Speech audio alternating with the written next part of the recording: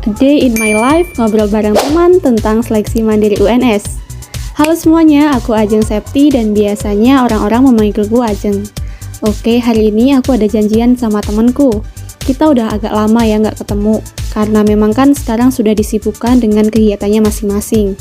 Dan alhamdulillah hari ini aku free dan dia juga free, jadi kita memutuskan untuk ketemu.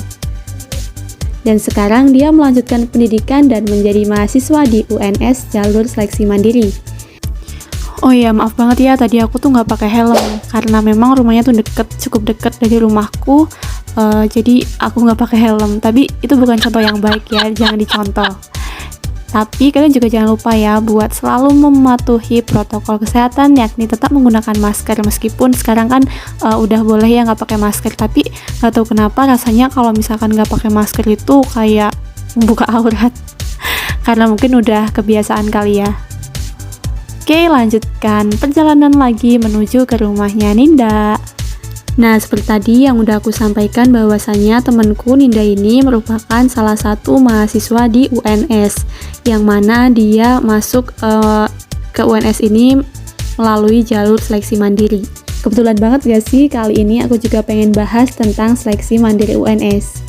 Karena memang kan di masa-masa seperti ini, apalagi setelah pengumuman SBM nanti ya, pasti banyak yang membutuhkan referensi mengenai seleksi mandiri. Karena memang kan aku juga punya channel YouTube yang mana di situ membahas tentang berbagai informasi mengenai cara masuk kampus, baik itu jalur SNM, SBM maupun mandiri. Oke, kira-kira gimana ya cara supaya lolos seleksi mandiri, khususnya jalur mandiri UNS ini? Kira-kira gimana ya persiapannya, perjuangannya, proses seleksinya sampai dinyatakan lolos? Kalian penasaran gak sih? Wah, sama dong, aku juga penasaran. Oke, kalau gitu langsung aja yuk, kita samperin Ninda di rumahnya. Oke, ini perjalananku menuju ke rumah Ninda.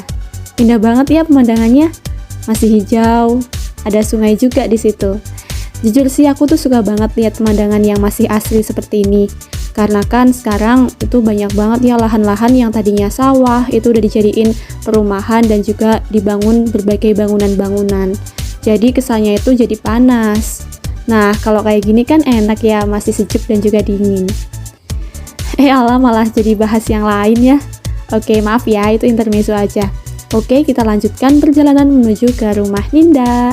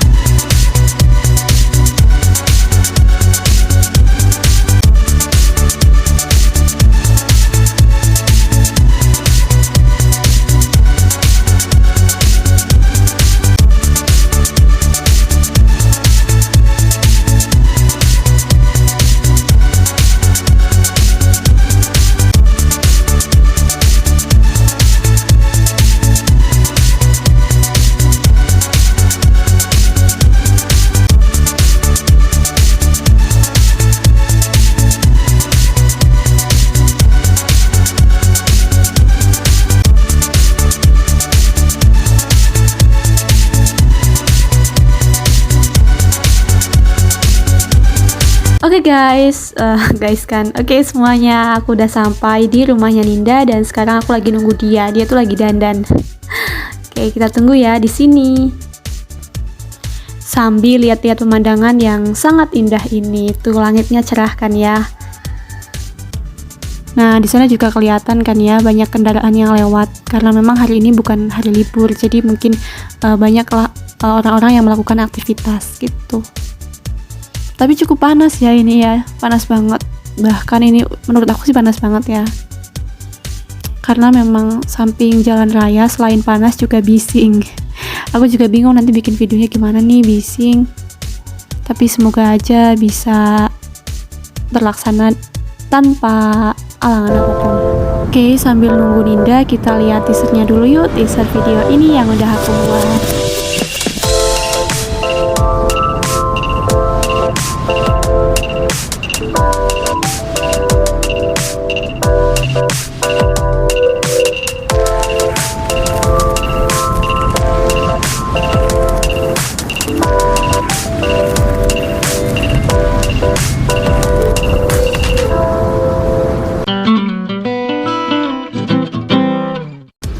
Assalamualaikum warahmatullahi wabarakatuh. Perkenalkan, nama saya Ajeng Septi Nugrahini, NPM 20110301030.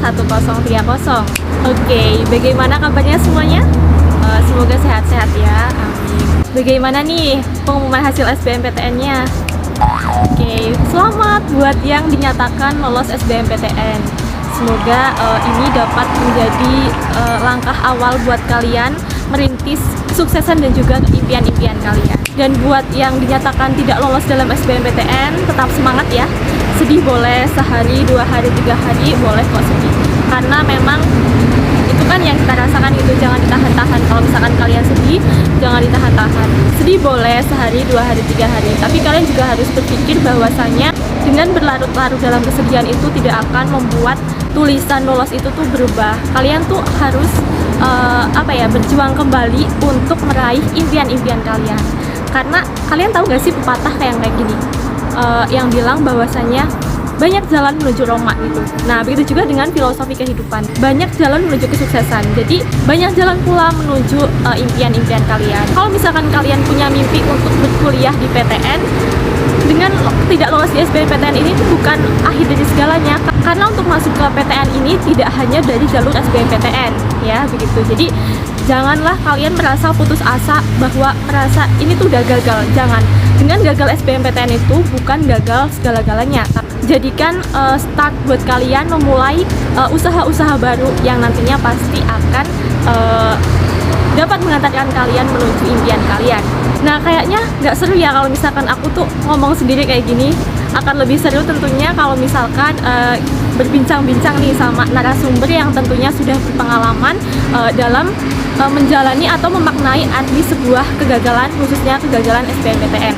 Dan juga semoga dengan pengalaman-pengalamannya beliau ini dapat memotivasi buat teman-teman yang mungkin mengalami hal yang sama, yakni pernah gagal di SBMPTN. Dengan narasumber yang tentunya telah berpengalaman ya, dapat membuktikan bahwa gagal SBMPTN itu bukan berarti gagal segala-galanya. Gagal di SBMPTN bukan berarti tidak dapat masuk atau berkuliah di PTN top 10. Gagal SBMPTN juga bukan berarti tidak dapat meraih atau berkuliah di prodi dan juga universitas impian. Nah, siapa lagi narasumber kita kalau bukan Kak Ninda? Oke, kita cari Kak Nindanya yuk.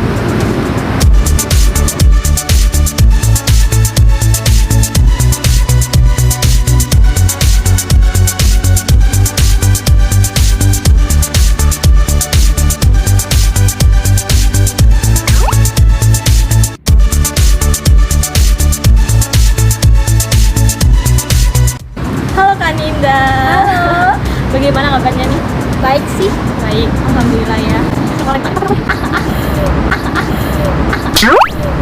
Oke, boleh perkenalan dulu kali ya, biar katanya kan kalau nggak kenal nggak sayang itu, biar kenal dulu mungkin teman-teman yang sedang menonton kenal Kak Ninda gitu. Kak Ninda boleh perkenalan dulu. Ayo.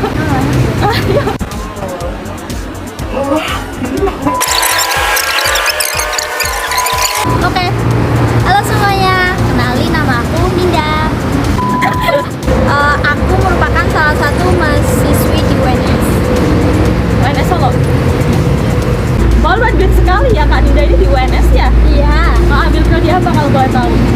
Ambil prodi teknologi hasil pertanian. Oh, tekpang ya? Iya. Bukan ya? Enggak, tapi situ lah. Oh, di situ. Kalau boleh tahu Kak Ninda ini masuk ke UNS dan juga ke prodi tersebut tuh lewat jalur apa? Kalau aku dulu sih mandiri. Oh, berarti seleksi mandiri UNS ya? Iya. Tahun berapa masuknya? 2020. Oh, sama. Iya sama. Wah, kebetulan sekali ya Kak. Kakak ini lolos dari jalur seleksi mandiri. Yang mana pasti kan yang masuk atau mencoba jalur seleksi mandiri di UNS ini kan pasti banyak banget ya. Iya. Dan kakak luar biasa banget sih lolos gitu loh. Maka kalau boleh tahu gimana sih perjuangan kakak dalam menjalani atau melalui seleksi mandiri UNS ini sehingga kakak bisa lolos? Boleh diceritain? Jadi dulu tuh aku kan ikut SBMPTN, terus aku kan gagal kan. Aku nyoba mandiri di beberapa universitas Indonesia. Beberapa awal-awal aku gagal kan. Terus aku nyoba mandiri kedua di UNS lewat jalur skor UTBK kan. Terus alhamdulillahnya keterima. Wah, hebat banget ya. Aku juga udah pernah sih nyoba UNS beberapa kali dan itu yang pertama atau yang berapa itu gagal mulu gitu. Terus aku kayak nyoba bikin uang pangkalnya yang digedein sekalian lolos, tapi aku nggak sanggup bayarnya. Dulu tuh perjuangan aku kan dimulai dari SBMPTN. Dulu tuh aku nggak cuma berdasarkan nggak berdasarkan belajar juga sih, ada faktor dari langit juga. Terus juga aku udah belajar, udah berdoa, tapi emang belum jalannya di SBMPTN, jadi gagal awal-awal di SBMPTN. Terus aku lanjut di mandiri, aku nyoba beberapa mandiri di Universitas Indonesia kayak UNY, UPN, terus Unpad, Undip, sama UNS. Jadi nggak nyoba kedinasan atau seleksi politeknik gitu, nyoba nggak kak? Enggak. Oh enggak ya? Enggak. Karena Karena cuma kayak yang dari universitas saja ya, dari LTMPT itu yang diselenggarakan dari LTMPT. memang nggak minat di kedinasan sih. Terus abis itu di UNY nyoba tes 2 kali gagal kan lewat jalur rapot sama skor UTBK. Terus di UPN lewat jalur tes gagal. Terus di Undip lewat jalur tes juga gagal. Terus di Unpad jalur skor UTBK gagal. Terus kayak udah pasrah banget kan ya kalau udah gagal terus tiap kayak sedih gitu, kayak kok gagal mulu gitu ya rasanya. Aku tiap malam nangis. Ya udah sih kayak, terus tiba-tiba UNS sama Untidar dulu buka seleksi mandiri 2 kan.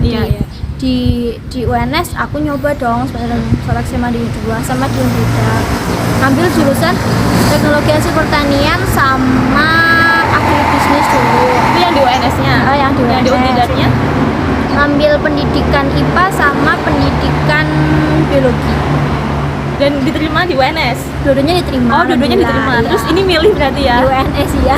Di UNS. Karena kan nggak mungkin kan, perjuangan kan nanti bakal ada masa cerahnya gitu kalau kita selalu berjuang. Percaya bahwasanya memang kayak sesuatu yang indah itu memang sulit didapatkan, jadi emang harus butuh perjuangan dalam mencapai itu gitu. Betul banget. Oke, Kak Ninda ngambil prodi teknologi Hasil pertanian. teknologi hasil pertanian. Apa sih yang mendorong Kak Ninda buat ngambil jurusan itu gitu? Itu aku ngambil jurusan teknologi hasil pertanian itu satu karena tertarik kan jelas. Terus yang kedua karena aku kayak mandang di Indonesia itu gimana sih, kayak emang pertanian kan itu Maju banget ya? banget. Terus kayak kurang diolah dengan benar, jadi cuma beberapa persen aja yang bisa diimpor ke luar negeri kan. Nah aku Malah kayak kita ekspor kan, padahal kita banyak banget, apalagi yang malah ekspor impor gitu. Kayak beras gitu kan, kedelai kan, itu kan kita ekspor, kita impor semua. Jadi kayak punya cita-cita buat ngembangin pertanian di Indonesia gitu, biar kayak nggak melulu impor gitu loh. Iya, Jadi kayak banget. mengolah hasil pertanian Indonesia biar bisa Ekspor tentunya bisa ekspor. lebih terkenal di kancah internasional gitu, dan juga memenuhi kebutuhan nasional pastinya ya. Mulia banget ya cita-citanya ya, tepuk tangan dong. Oke, Kak Ninda ini kan ambil seleksi mandiri ya. Iya. Ada nggak sih persiapan khusus Kak Ninda yang disiapkan dari tahap persiapannya, kayak persiapan berkas kayak gitu segala macam, sampai pada akhirnya Kak Ninda lolos gitu? Persiapannya tuh bagaimana dan apa aja gitu? Oke, persiapan banyak sih ya. Yang paling penting sih belajar kan. Yang kedua itu berkas-berkasnya kayak skor UTBK, karena aku kan ngambilnya dari Dulu pakai yang skor UTBK berarti seleksi mandiri? ngambilnya pakai skor UTBK. Terus ada SKUN atau ijazah kan. Terus sama raport, tapi itu raport nggak terlalu ngaruh sih, cuma kan soalnya kan lewat jalur seleksi ya, cuma jadi kayak persyaratan aja. Nah ini juga dapat menjadi pembelajaran atau buat apa sih, kayak gambaran buat teman-teman yang mungkin mau mendaftar jalur seleksi mandiri UNS. Ini ada yang pakai skor UTBK, tapi juga harus mensyaratkan nilai rapor sebagai salah satu syarat untuk administrasinya mungkin ya, yang membuktikan bahwasanya itu telah menyelesaikan sekolah di SMA-nya kayak gitu. Terus kalau boleh tahu Kak Ninda itu skornya berapa sih? 44 ya kayaknya deh. Berarti sekitar 500-an ya gitu ya. Dapat masuk seleksi mandiri UNS, dan UNS itu termasuk dalam PTN top 10 Indonesia loh terbaik. Gila, skor 500-an bisa. Jadi buat teman-teman yang mungkin ketolak di SBMPTN, jangan berkecil hati, jangan berpikiran bahwa gagal SBMPTN itu gagal semuanya gitu. Buktinya ini, beliau ini ya, jadi dapat mewujudkan impiannya buat berkuliah di PTN top 10 yang tentunya impian bagi setiap orang lah intinya ya gitu. Tidak hanya melalui jalur SBMPTN, tapi bisa melalui jalur seleksi mandirinya. Kuncinya apa sih kuncinya buat Kak Ninda akhirnya setelah melewati berbagai kegagalan ya, tadi kan gagalnya nggak cuma di satu seleksi mandiri aja, di SBMPTN aja, apa ya, kayak kunci Kak Ninda buat tetap aku bisa kayak gitu apa? Kuncinya dulu tuh yang pertama itu pastinya kan kalau seleksi mandiri ada uang pangkal kan. Iya, uang SPI, pakai SPI nggak Pak? Pakai SPI, pakai SPI uang pangkal. SPI atau uang pangkal? Iya, terus sama UKT. Iya. Itu milih yang gede atau gimana?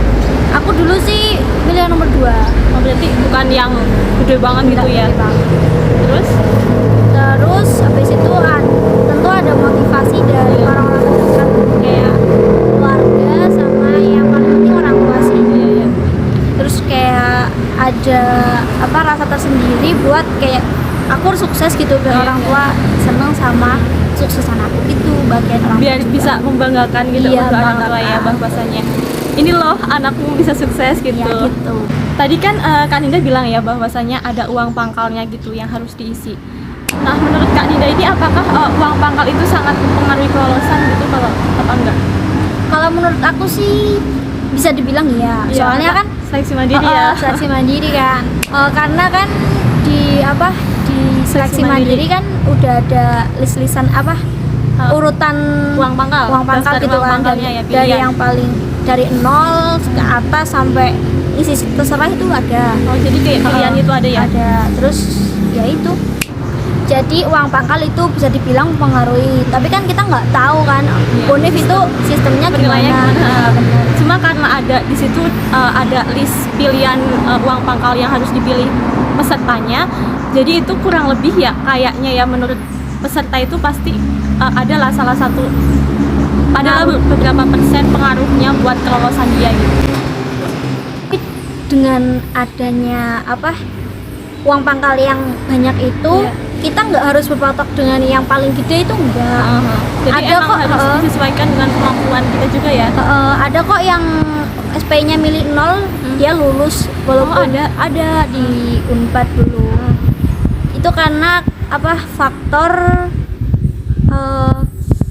piagamnya tuh banyak. Oh iya, jadi memang kayak prestasinya itu banyak. seleksi mandiri juga nggak melulu soal uang pangkal yang gede ya. Jadi memang karena yang dapat mempengaruhi itu semua aspek yang di situ itu kayak disyaratkan gitu, kayak misalkan piagam kan itu merupakan salah satu persyaratan, dan tapi kalau punya terus juga ada nilai-nilai lain seperti skor UTBK dan juga lain-lain. Jadi nggak melulu soal uang pangkal yang gede pasti diterima, nggak gitu juga, karena ada aspek lain yang juga pastinya dipertimbangkan kayak gitu. Oke, Kak Ninda ini tuh masuk jalur seleksi mandiri ya. Menurut Kak Ninda, berdasarkan pengalamannya Kak Ninda, setiap peserta yang masuk jalur mandiri itu pasti dapat uang pangkal yang paling gede nggak sih? Katanya kan rumor-rumornya kayak gitu kan, kalau mandiri itu pasti dapat UKT yang gede juga. Enggak sih. Dulu tuh temen aku yang sekelas aku nanyain, dulu kamu SPI-nya berapa? Banyak kok yang milih yang nomor 1. Ada yang milih nomor 2. Kayaknya yang milih nomor 2 itu juga nggak banyak banget gitu. Rata-rata nomor 1, kalau enggak pakai yang 0 gitu kan, ada yang 0. Berarti UKT-nya juga milih? UKT-nya enggak, UKT ditentuin dari mana. Tapi nanti kita bisa minta keringanan hal banding gitu. Cuma kayak waktunya Agak lama? bukan agak lama, tapi singkat banget gitu loh. Kayak sekarang aku dulu tuh banding kan, tapi maksimal unggah berkasnya itu sampai besok pagi jam 9 harus sudah diunggah. Berarti kayak waktu buat bandingnya itu dan ngumpulin berkas buat bandingnya itu sangat singkat ya? Sangat singkat dong. Jadi kita harus emang benar-benar gercep gitu. Iya, terus berkasnya juga nggak 1-2 itu banyak banget ya. Jadi kayak harus benar-benar bisa kok disiapin dari jauh-jauh hari gitu ya. Apa aja tuh Kak berkasnya buat banding? Kayak surat keterangan sehat, Iya. terus dulu surat tidak mampus dari desa atau kecamatan, bisa sih semuanya. Terus dulu ada lagi deh, tapi aku udah lupa karena udah 2 tahun yang lalu. Udah lama banget ya. Tapi yang pokoknya yang bisa di dari jauh-jauh hari itu SKTM sama surat sehat gitu. Nanti kan tapi formatnya surat sehatnya udah dari Univ sendiri. Jadi gitu. kita tinggal Iya. ngisi-ngisi gitu ya. Iya. Oh iya. Nah, dan tentunya pasti ada berkas lain yang lupa kan Indah. Iya. Tapi itu Karena kayak udah gak ngaruh lama banget juga, kok. ya.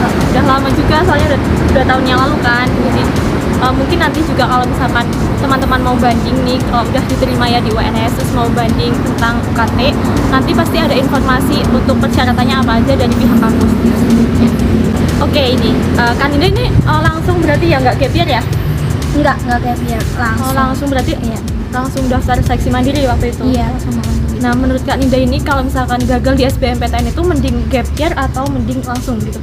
Kalau dari sudut pandangku sendiri ya, kalau aku sih mending milih langsung, mau itu keterima di mana ya, asalkan kampusnya bukan yang apa namanya, yang sesuai sama hati kita udah segitu di Iya, kampus iya, itu ambil aja gitu loh daripada gap year. Soalnya kalau gap year tuh 1 tahun 2 tahun kayak kita itu males gitu buat belajar, buat Ya, ini, bagi itu, kaum material gitu ya, kayak kita jadi jadi kayak kayak- malah mikir ini kita kan udah di rumah kan 1 tahun, mending kita kerja aja sih dapat duit. Nanti kalau Kalau kita udah dapat duit jadi kayak malas buat belajar males lagi. buat itu kayak daftar lagi gitu loh. Mending kuliah dulu, terus kalau misal nggak serak di prodi itu baru nyoba di Prodi lain. tapi tahun selanjutnya, BM selanjutnya. Kalau misalkan nggak cocok ya. Iya, Nah ini kalau menurut ini aku. opini aja kita ya, opini kita sebagai kaum yang mageran gitu. Iya, kaum kayak apa sih, kayak kalau udah ngerasa apa sih, Karena ngerasa udah cocok wis lah ya.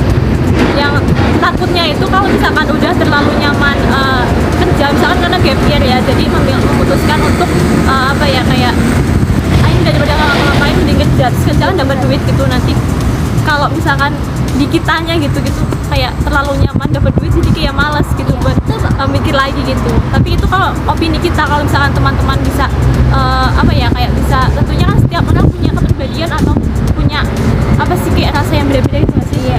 Kalau misalkan teman-teman pengen gap year juga nggak apa-apa, karena gap year juga mateng, jadi persiapannya dapat waktu belajar buat UTBK itu lebih dari sebulan 2 bulan yang tentunya didapatkan oleh fresh graduate ya, itu kan pasti sebulan 2 bulan.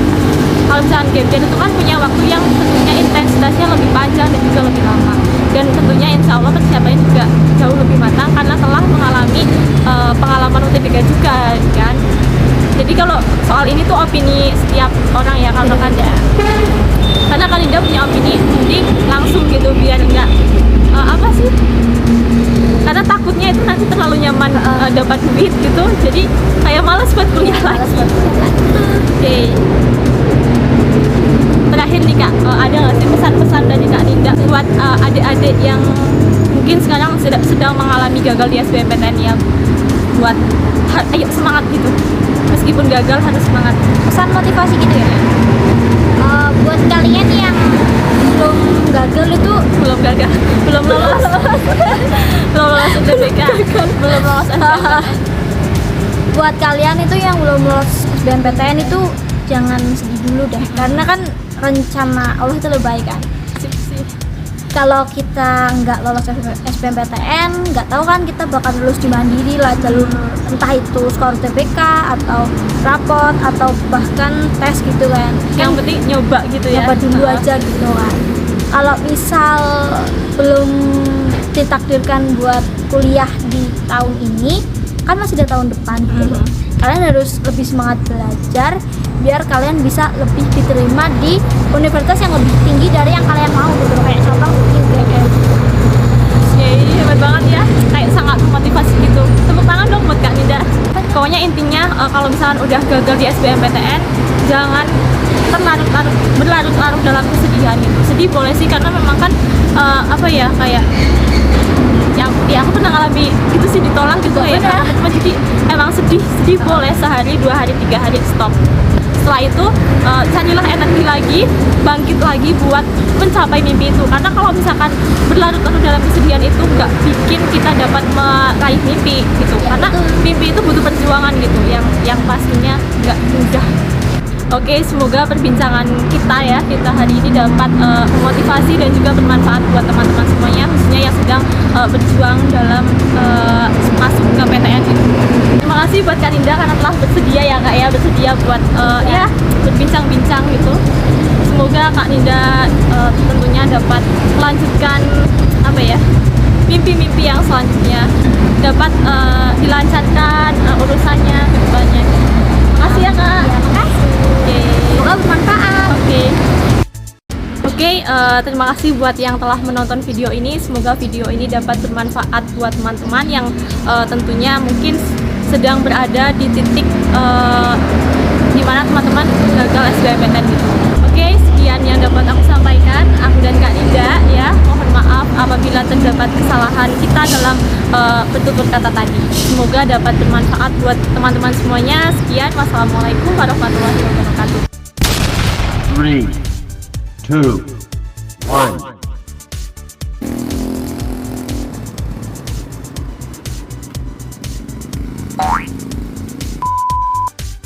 Halo, assalamualaikum warahmatullahi wabarakatuh. Selamat datang di channel aku Ajeng Septin. Oh iya, bagus ya. Bagaimana kabarnya pada kesempatan kali ini? Semoga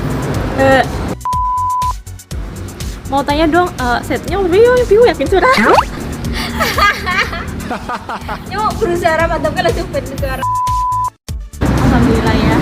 Siapa lain soalnya takut apa ya? Oke, boleh perkenalan dulu kali ya, biar katanya kan kalau nggak kenal nggak sayang itu, biar kenal dulu mungkin teman-teman yang sedang menonton, kenal Kak Ninda gitu. Kak Ninda boleh perkenalan dulu.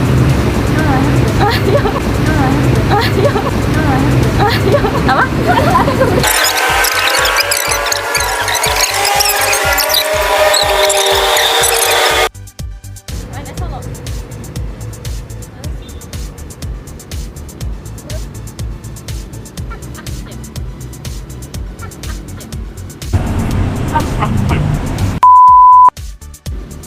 Oh ya, kalian sama dengan ada luar biasa sekali ya. Kalau dari jauh ada kadang-kadang refleks ya kan, kadang mau 3, 2, 1. Iya sama. 3, 2, 1.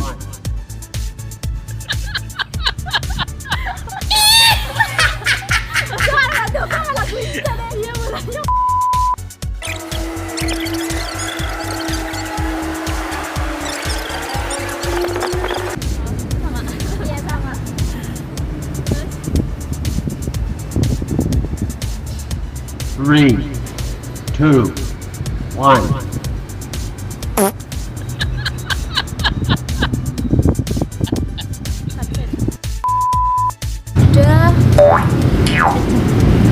Legend ya Allah. apa ya, lupa. Terus ada lagi deh, tapi aku udah lupa kan datanya lama. Udah lama banget ya. Tapi yang pokoknya yang bisa di cari jauh.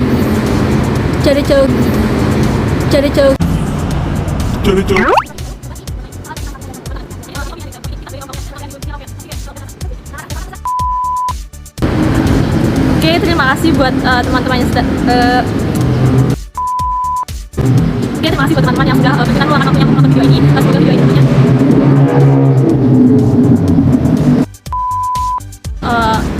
jadikanlah cambuk buat kalian. Apa?